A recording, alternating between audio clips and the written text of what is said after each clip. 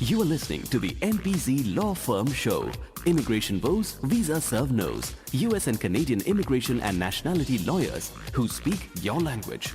Back on the Immigration Hour with the NPZ Law Group, your one-stop shop for US and Canadian immigration. I'm Vijaya talking to Samantha Oberstein, Managing Attorney at NPZ Law's Fort Lauderdale office.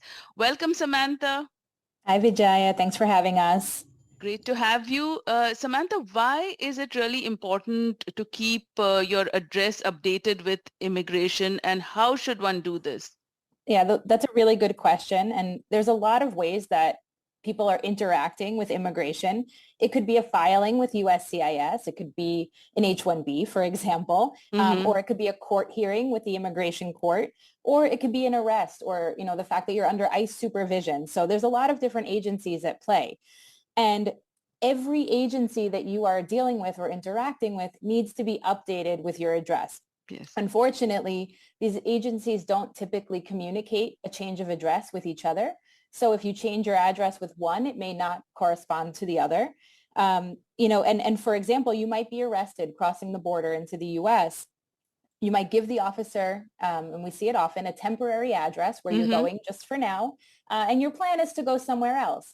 But if you don't update your address with ICE and let ICE know of your actual address or your more permanent address, the correct field office with ICE won't be notified. You won't receive any notices or any updates. And it's really important because, for example, if you don't change your address, not only with ICE, but with the immigration court in that circumstance, you may miss a hearing notice for your immigration court hearing. And unfortunately, if you don't go to your hearing, you'll receive an in absentia removal order, essentially a removal order without you being present.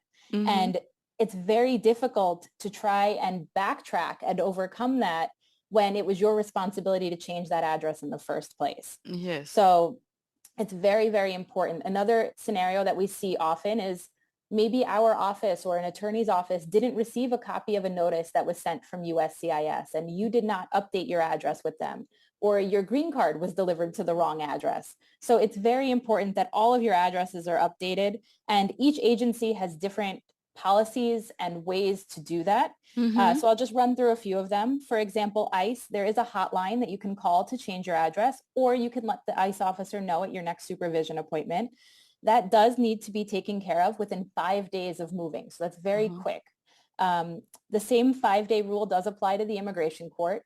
That is done with a form. It's called an EOIR 33 form, and it gets mailed to the immigration court.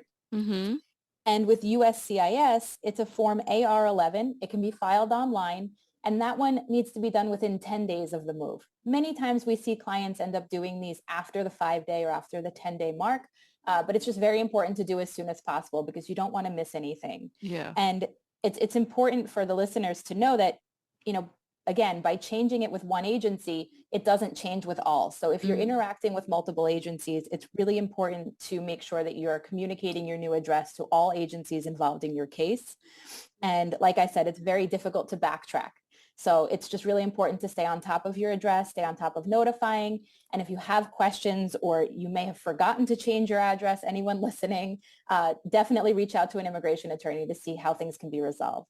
Yes. I mean, it's so basic to have the right address, but you cannot underscore this enough, right? Because everything's going to fall through the cracks if you don't have the right address to start with.